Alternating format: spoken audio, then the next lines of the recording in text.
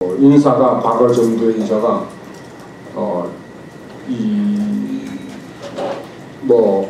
북한의 아랫사람들끼리의 우발적으로 일어났다 이렇게 이야기를 했습니다. 그런데 저희들은 정보를 갖고서 발전대까지 개입이 됐다. 이러다가 한 몇 년 전에 또 정보를 하나 우리가 그동안 주장했었는데 더 확실하게 확인한 것이 뭐냐면은 황해도에 있는 모 중개소에서 해군사령부에서 직접 배에다 지시 못하니까 중개해달라고 하는 내용이 있었습니다. 그러니까 거기에는 철수라는 말도 있고 그 다음에 발포라는 말도 있고 그 경비정에다 전해달라 팔전대에다 이렇게 지시하는 내용이 있습니다. 이것은 무엇을 이야기하느냐? 저희들은 처음에는 팔전대도 같이 제2연평해전에 참여한 줄 알았더니만 팔전대는 완전히 제외됐어요. 그러니까 이건 하나의 공작 차원, 공작. 그러니까 해군사령부, 그 다음에 다이렉트로 바로 함장까지만 이렇게 된 이런 상황입니다. 팔전대 사령부는 개입이 안 됐어요. 이렇게 아주 보안을 철저히 유지한 공작 차원이죠.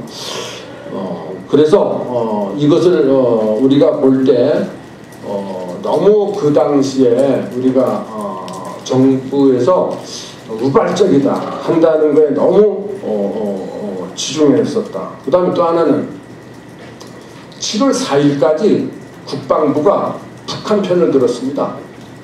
뭐냐? 제2연평해전은 우발적이다. 그 다음에 경비정의 단독행위다. 그러니까 북한에서 통지문 온 그대로죠. 그렇게 하고 있었어요. 7월 4일날 우리 한미장군단 회의에서 아니다. 이건 최소한도 발전대까지는 우리 아까 10자, 15자가 다 있기 때문에 발전대까지는 개입되어 있다. 그러나 저희들은 또 위에도 개입되어 있다. 이렇게 주장을 했죠. 위에도 개입되어 있다. 이렇게 주장을 했었습니다. 그런데 정보본부장 비롯해서는 막무가 돼요. 그러니까 미군 장군이 디프레이터스 완스타인데 그 정보 차장입니다. 미8군 정보부장이고 가서 사령관한테 아마 보고했던 것 같아요. 라포트 사령관한테. 그럼 라포트 사령관이 바로 그 뒷날 예정에도 없이 국방장관을 예방합니다. 참모를 데리고 한미군 정보 참모를 데리고 예방을 해서 거기에서 설명을 하죠. 이렇게 해서 그 국방부 그 판단이 안 된 것 같다. 이렇게 이제 설명을 하니까 그때서야 국방부가 이제 제대로 계획적이다. 그다음 팔전대까지 개입돼 있다. 이렇게 이제 수정 발표를 합니다.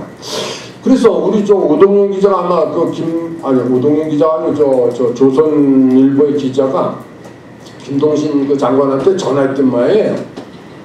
라포트 사령관 방문해서 그 성격 제2연평해전 성격을 변했다면서요. 그러니까 아니래요. 그때는 사후의 대책을 논의하기 위해서 방문했다. 이렇게 이야기해요. 그러면 사후 대책을 방문하려면 작전참모 부장도 가야 되고 작전처장도 가야죠. 거기에 인원은 정보참모부장, 차장, 그 다음에 군무원, 민간인, 그 다음에 시작실장, 우리 정진태 대장께서 잘 아시겠지만 그 사람을 데리고 왔는데 무슨 정보를 이야기했죠, 무슨 작전을 얘기했겠습니까? 하나에서 10가지 이렇게 거짓말을 하는 이런 상황입니다. 또 하나는 그때 북한 경비정이 두 척에 내렸어요. 684 우리 고속정을 겹치만 684 한 척, 하나는 388이라고 따로 내려왔습니다.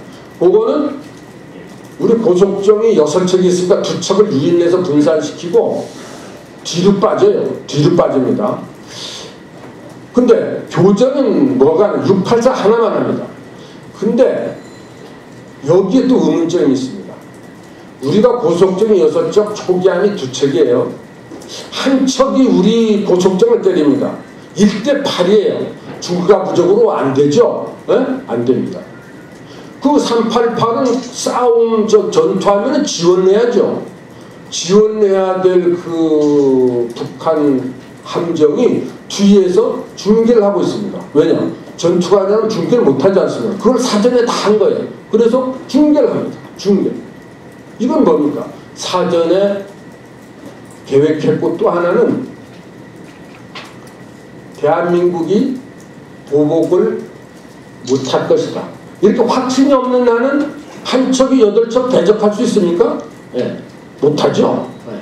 그래서 저는 제2연평해전 정보 측면에서 모든 측면에서 우리가 그냥 햇볕 정책 때문이라고만 하는데 햇볕 정책을 넘어서 무슨 우리가 모르는 흑막이 있지 않느냐. 에? 흑막이 있을 수 있다.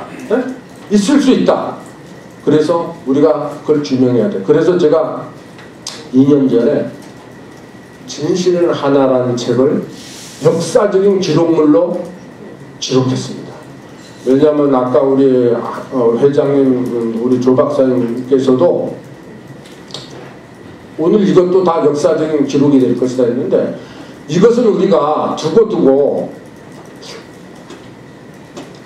진실을 규명해야 될 것이기 때문에 역사적인 기록물로 아주 객관적으로 저를 변명하는 게 아닙니다. 변명하는 것이 아니고 역사적 기록물로 이제 기록을 했습니다. 왜냐하면 진실은 하나라는 책도 국회에서 하니까 그때 대선에 2개월 앞에 한철용이 위증을 한다고 해서 제가 투스타인데 어느 안전이라고 거짓말을 하겠습니까? 진실은 하나입니다.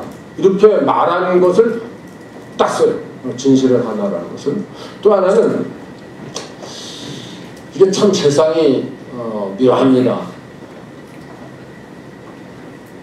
이 정보가 말이죠. 미국 사람 연합사에 우리가 보냈는데 연합사 한 측에 우리가 보낼 때는 연합사 미군하고 공유하라 그랬는데 이걸 공유하지 않아요. 네? 네, 공유하지 않습니다. 이미 햇볕정책을 추진하면서 미군에게 북한 군사 동향을 조금 이제 공유하는 것을 조금 자제하는 분위기였어요. 미국도 그걸 알았어요. 그래서 미국도 한국에다가 중요한 건 또 잘 안 줬어요. 분위기가.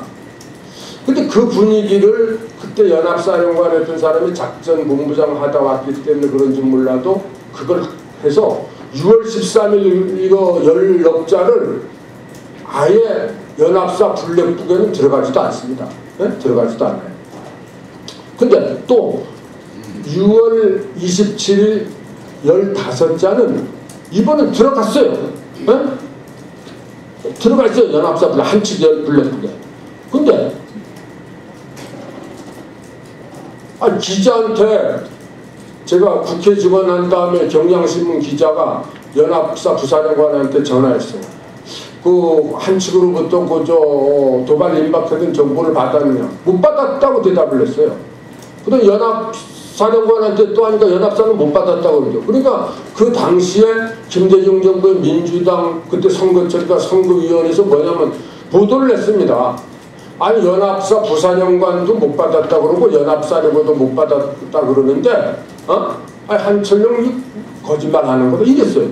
그리고 보통 독자들은 야 정부하면 그게 미국인데 아니 미국 사람이 뭐 없다는데 저 한철용 장관은 저 거짓말하는 거다 이렇게 돼버렸어요 분위기가. 네?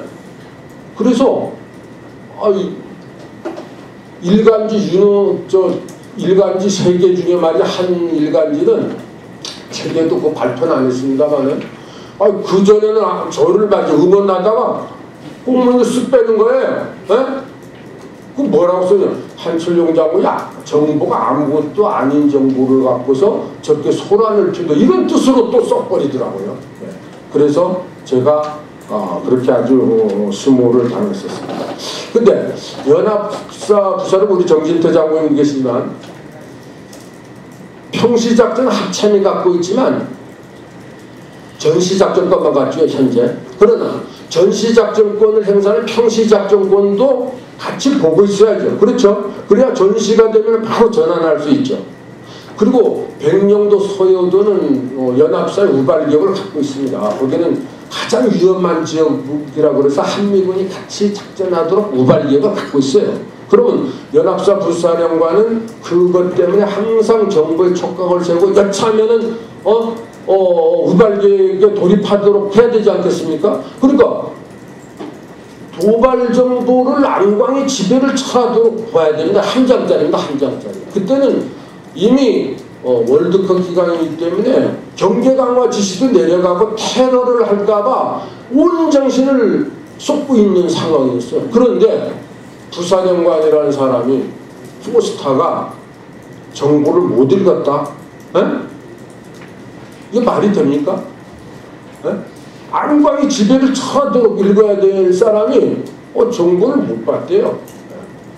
그건 작전을 안 하겠다는 거죠.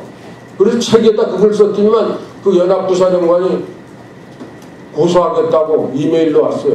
아, 제가 반하는 겁니다. 고소하십시오. 그랬더니만 꼴을 싹 내려요. 고소는 자기 영역이 요즘 높은 사람들 뭐 하는데 그래서 그건 내 소가 아니라 꼬리를 싹 내려. 이메일 볼 때 이메일 거부를 했더라고요. 이런 상황도 있었습니다. 또 하나는